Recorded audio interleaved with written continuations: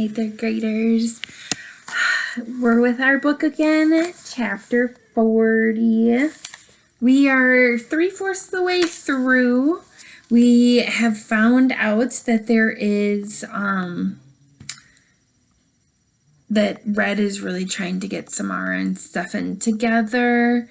We're still trying to figure out who did the word leave in his trunk. We found out about Francesca's past and that her great-grandmother was the one who started the Wishtree. And so there's like a deeper connection to Red with Francesca because of that family. And so we'll see if she really goes through with cutting Red down. Okay. Chapter 40. Almost instantly, I regretted what I had done. Remember, he spoke to Samar and Stefan. I'd broken the rule, the biggie. I'd deliberately spoken to people. And not just a few words. I'd spoken a river of words. I wasn't like that frog in the mailbox. I hadn't broken the rule accidentally. I'd broken the rule because I wanted something. I wanted to matter. I wanted to do something meaningful before I died. I'd done it for myself. After the shocked babies and their equally shocked parents had safely gone into their dens, I admitted my feelings to Bongo. I waited for her to yell at me. Bongo is good at yelling. Oh, excuse me, here we go again with the yells. Extremely good at yelling. You might even say she has a gift for it. Why did I do it, Bongo? I murmured. Why? She flew to home plate. She stroked my rough bark with her sleek head. You did it, my wise old tree, because you had a story to tell. It was foolish, I said. I'm not supposed to be foolish. Not so foolish, Bongo said, just hopeful. And everyone needs to hope, Red, even wise old trees. There's our picture of Bongo, kind of nuzzling up to Red there. Chapter 41. We all need some hope right now, don't we? We hope that this virus goes away. We hope that we can somehow see each other in the summer. I'm so very hopeful for that. I haven't let that go yet. I want to see you again. Morning emerged slowly, heavy with clouds. A light rain had fallen just before dawn, soothing my leaves, not my mood. Oddly, the ground felt saturated. Spring was always muddy, of course, but this was unusual. It would make for a messy wishing day tomorrow. An early rising old gentleman with a bamboo cane approached. He paused to attach a small piece of blue paper to my lowest branch. Using a bit of twine, he didn't say his wish aloud, so I couldn't tell what it was. But he had a satisfied smile as he stepped carefully through the soggy grass. No doubt I'd be seeing more wishes today. Oh, gosh. Many people came early to grab an easy-to-reach spot. This would probably be my last wishing day. How could it be that my first one, that long-ago day with Maeve, still seemed as fresh in my heart as my conversation with Stefan and Samar from the previous night? A car slowed to a crawl near the curb. I saw an arm, a blur, and then splat! Something hit my trunk. Splat, splat! 2 more times, and the car roared off with screeching tires. Bongo was the first to report the damage. Raw eggs, she said. I'm assuming that didn't hurt. Didn't feel a thing, I said. Fresh baked bread, Harry Spiders, and Big U ventured out to inspect the situation.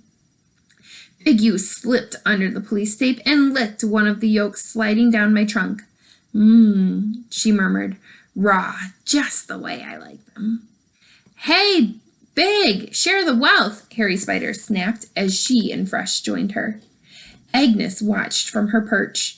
I'd much prefer a squirming mouse pup, she said. It's all yours, ladies. What a nice surprise, Big U said between slurps. This is not nice, Bongo said. This is people at their worst. Still, said Harry Spiders, licking her paw, it'd be a shame to let perfectly good egg goo go to waste. One creature's nastiest is another creature's nibble. Big U gave a satisfied burp, and the animals scampered back to their homes. The door to Stefan's house opened. He walked over to me, saw the eggshells scattered like puzzle pieces, and scowled. Samar was next. A backpack slung over her shoulder and books clutched in her chest. She leaped over a muddy puddle and joined Stefan. Jerks, he murmured, gesturing towards the egg remains. Sorry, Samar. But Samar held up her hand. Stefan, she said in a low voice, last night? Stefan nodded ever so slightly, his eyes locked on me. Last night, he repeated as if they were speaking in code. The tree? The tree. You heard that too? Samar asked. I did. Samar looked right at Stefan. You heard the tree? I heard the tree. Samar gave a little nod. So it was maybe a trick? Somebody playing a joke on us? Or maybe we were both sleepwalking at the same moment, Stefan suggested. He nodded as if trying to convince himself. Yeah, sleepwalking. Have you ever sleptwalked before? No, but there's a first time for everything. They stood there looking at me expectantly, willing me to speak. At least that's how I felt. I stayed silent. I'd said my piece, and I regretted it. Stefan, Samar said softly, whatever happens, we can't tell a soul about this. Deal? Deal. Ever. Samar sighed. People would say we were crazy, and they'd probably be right, said Stefan. Samar jutted her chin at me. Tree, do you have anything to add? I didn't say a word. Samar and Stefan shared a smile. Figured it was worth a shot, she said. They headed off to school together. Stefan's father came out on the porch. He was holding up a cup of coffee. He caught sight of Stefan and Samar and frowned. A moment later, Samar's mother stepped out of the blue house, her keys jingling, a briefcase over her shoulder. She followed her neighbor's gaze. Both parents watched in silence until Stefan and Samar walking side by side, disappeared from view. Chapter 42. I didn't have much time to mull over my mistake. I had already a steady stream of visitors as the hours passed. Early wishmakers came through the tree, a little girl who wanted 20 hamsters, a grocer down the street hoping for a summer of sweet peaches, the usual stuff. The local reporter returned. She peeked at some of the new wishes hanging from my limbs and took a photo of the broken eggshells on my trunk. Sandy and Max came to remove the police tape surrounding me. Francesca joined them. Today she had Lewis and Clark on thin leather leashes. Each cat was wearing an embarrassingly sparkly harness. Francesca discussed the broken eggs with Sandy and Max, while Lewis and Clark wove around her legs.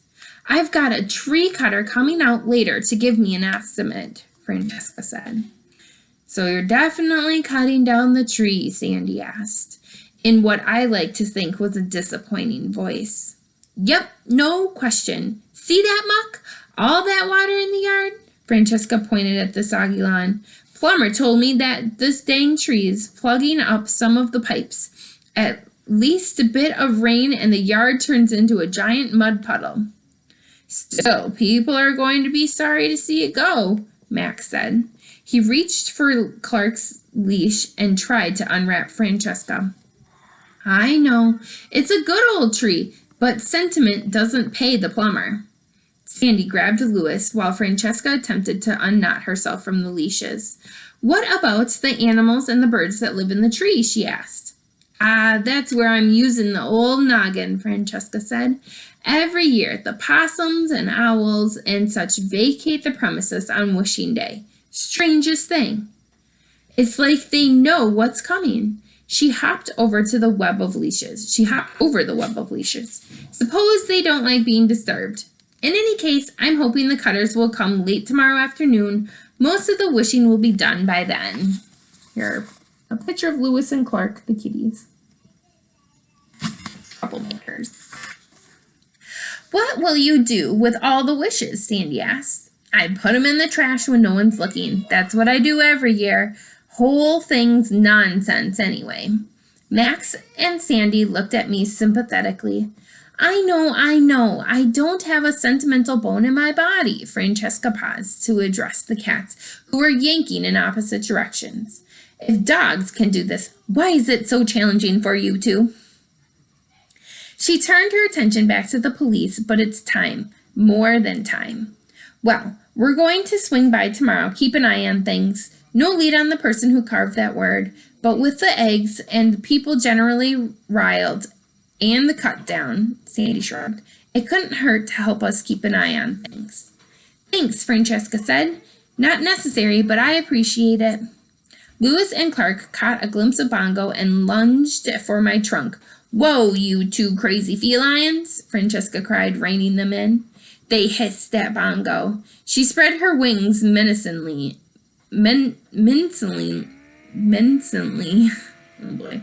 And looked out her most ferocious caw.